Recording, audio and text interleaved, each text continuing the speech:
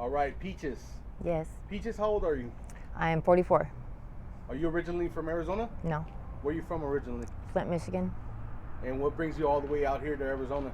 My husband passed away. So you came out here with your husband? We used to live here, and then he got a weed charge, and they were going to give him 6 years. So we went to New Mexico, and he died at UNM Hospital. And Sorry to hear that. Yeah, so I came back out here. I have a 3-year-old son to take care of. And what's your current situation right now? Are you homeless? I am homeless now. My son stays with my grandma. Just because I went to jail for 23 days, I lost my job. So I'm out here trying to make an income. So how long have you been on the streets for? I would say after my husband passed away, and that's a good, I would say 3, going on 3. 3 years? And what are you doing out here to survive? You want me to say it? Do you do dates? Yes. There you go. And I make good money. What's a typical day bring in? Like, how much do you make a day? A day, it could go anywhere from 1,000 to 2,000. And in the morning, I like to hit it early in the morning time, because in the morning you just get them back to back to back to back, and in the morning I usually make about 700, 800. Why is the morning different than the nighttime? Because everyone's just waking up and they got a heart on. So mostly you get like the construction workers and stuff like that stopping by over here? Yeah, should I say this? It's up to you. I've even had cops. Yeah, Yeah. that's crazy, man. I've had a detective stalking me for about a year, and one day he pulled me over, and I had holy jeans on like this, and he was patting me down, searching me, and he started me. And I noticed it was getting a little daylight, and the cars were starting to swoop around, so I was like, you don't want to lose your job. So he snapped out of it, and then he put me in his car, which was an undercover car. The gun was in the middle of the seat with the computer thing right there. So he's looking for a place for me to go, and he found an alley, and he came right in my mouth. And he looked at me and he said, "Are you mad at me?" And I was like, "No." So how long have you been doing the type of work that you do? Do you want me to be honest? I was hurt a lot when I was younger. I was born a crack baby. So my mom continuously let men hurt me.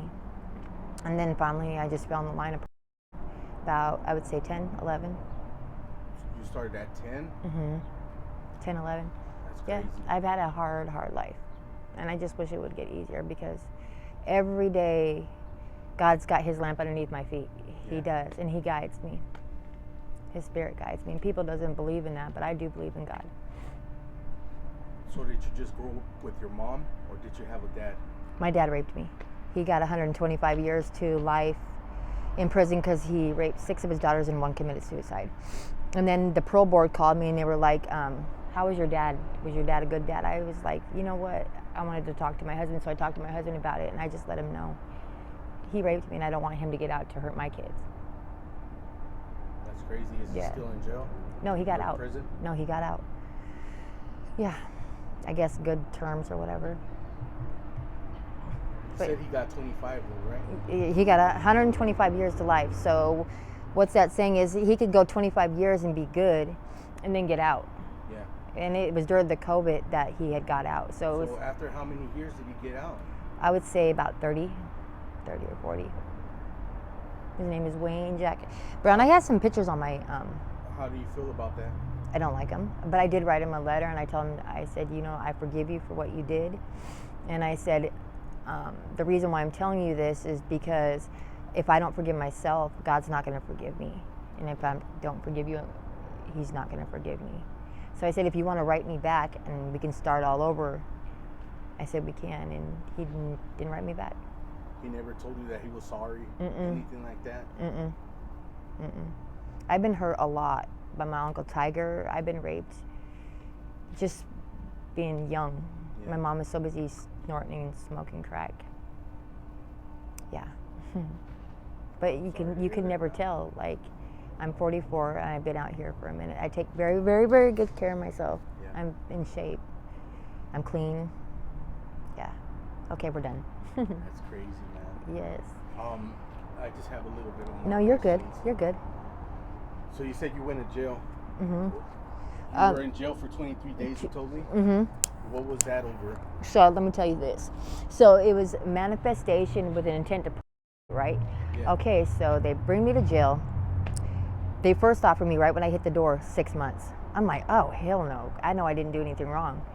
So the next time I go to court, they offer me 80 days. And I was going to take it like a dumbass. But the judge stopped me. He said, Miss Daniels, are you sure you want to take this? You don't want to bring it to trial? What if you win? I said, you want to know? I ain't got no time. I said, I got to bury my daughter. and I have no other means of on my way out. He said, well, look at the evidence report. And he asked the prosecutor to come up there. He said, you need to look at it. He said, does anywhere in there, did Miss Daniels break the law? She's not talking about no money exchange and not nothing. So he dismissed it. That's So good. I'm glad I did. And I kept seeing sevens. 7 is the sign of God. I'm a godly person. Yeah. Mm-hmm. So you're a big time believer? Yeah. That's good. Oh yeah, I've been out here this long and look at me. And have you ever heard of the serial killer Robert Yates? Spokane, Washington. Google him. Well, he's picked me up. I've dated him in Spokane, Washington. Or the Green River Killer. Yeah. So you dated a serial killer before? Yeah. You know the killer that was here, over here. His name is Thomas something. He killed the old man, the 80-year-old man. Did you? I haven't heard about it. I'm going to show you, okay? He went inside this, well, I'll just tell you. Well, okay, so he went inside his house supposedly. Well, I'll just tell you. Well, I'll show you. But yeah, he did, and he was hanging out down over there. But I showed him that I wasn't scared of him because he was picking on my friend Princess, which I think she probably had something to do with it. I had this long nail, and he was like staring off in space. I said, you better watch yourself, motherfucker. And he just snapped out of it. So about 15 minutes later, I came back up and I said, you want to know, I wasn't meaning to be rude or anything or disrespect you. I said, but you need to keep your lips strapped. You're talking about selling trucks and stuff. Who's signing it? Who's signing the signature? Yeah. You dumbass. He kept the body in there for I don't know how long. It was sad, but I told him, no, let me shut up. So you've dated 2 serial killers. Yeah. How No, was never your- this one over here. Never this one. How was your experience with the other one, the Green River Killer? I had to jump out of his truck. Yeah. How did that go down? I jumped out. My friend was walking down, and the truck was speeding. He kept speeding up, and I opened the door. I said, "He's not letting me out." And he said, my friend said to jump out, and I jumped out. But otherwise, God's protected me. He's protected me. Otherwise, with these stabs that almost hit my kidneys. You got stabbed in your back? Yeah, I don't know if you could see it. Can you see it anywhere? No. Hold on. Well, there's somewhere there. But yeah, it almost hit my kidneys. Yeah. Sorry. So how dangerous is it out here in Phoenix, Arizona? It is dangerous because you never know what you're going to get. Like, I've had guns pulling on me. I've had people try to snatch my purse where I let them, like, I yank it back because I'm always ready and I'm always on guard. You have to be. So you told me that you're strapped, right? Yeah. That's and how it's you protect licensed. yourself out Yes, here? it's licensed in my name. Have you ever had to use it before? No, not yet. Not yet. And I wouldn't pull it out unless I had to use it. That's good. Yeah. And I've always been taught that. sometimes they ask me, they're like, well, let me see it. Can I see it? No, we're not doing that. Well, that's the last thing that you let someone see. Yeah. If you're really in danger, you know? Yeah, but I always let them know, I have a weapon and it's in my name. Yeah. Because sometimes, like, they are on some sneaky shit. They'll try to pull somewhere. Oh, I forgot my money. Oh, my God. No motherfucker, you're going to try to rape me or rob me. One of the two. Yeah. Mm-hmm. Smarter than the average bear, boo-boo. That's good. Mm-hmm. Do you still have family out here? No, I have no family. You don't have no Nope. family out here? Mm-mm. You said you had a Just daughter, right? my daughter passed away. My daughter on March 18th of last year, she turned 22, and all she did was smoke weed and drink beer. And she was getting ready to go to college, and one of the kids decided to put cocaine in the weed, and it had fentanyl in it.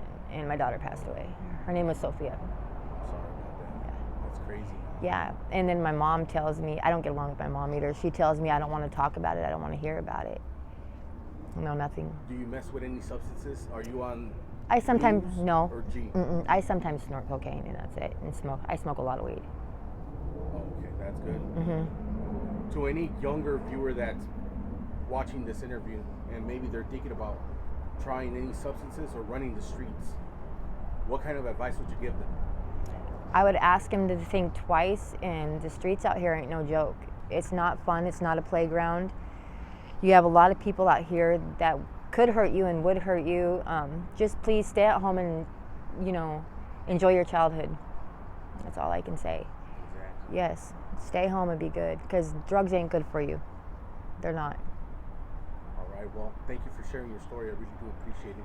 You're Are welcome. you okay with me using this on my YouTube channel? Yes. And just in case some of my subscribers want to reach out to you with any donations or anything like that, I don't have a phone. do you have any like email or anything or Oh. Cash App that you want to throw out there? Nancy, It's up to you.